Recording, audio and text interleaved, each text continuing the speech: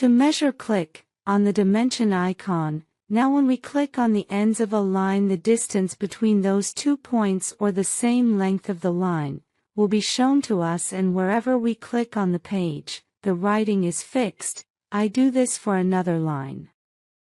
Click on the first point. Click on the second point. You can see that it shows me the vertical size, but I want the size of this line. Then I have to deactivate the ortho mode. Write this in your notes. To measure the distance between 2 points, Step 1. Click on this icon. Step 2. Click on the 2 desired points. Step 3. Click in the AutoCAD workspace to confirm the measurement.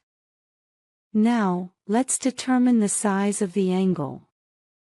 In this tab, just click on the angular icon. Now I will click on one of the angle lines.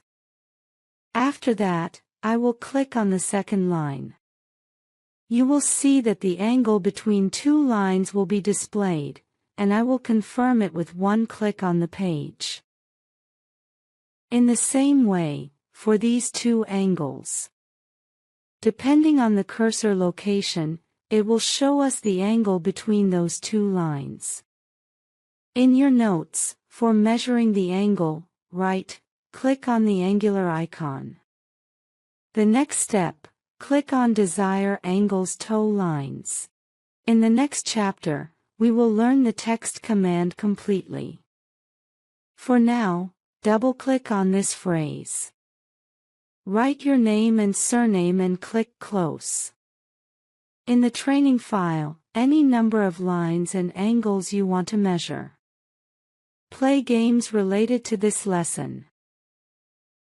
For the final exercise, follow the PDF. Adjust objects that do not have dimensions visually and approximately, by changing their position or scale.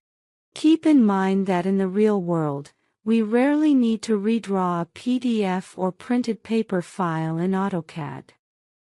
The tasks we're doing here are for practice and learning purposes.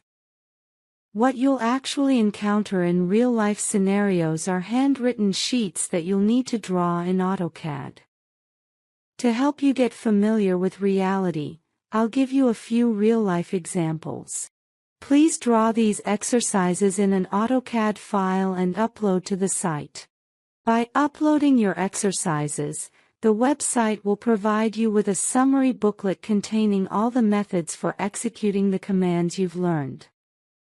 You can place this sheet next to your monitor so that when you're drawing, if you forget the method for executing a command, you can quickly remember it with a quick glance. This is a good method until all the commands become second nature to you.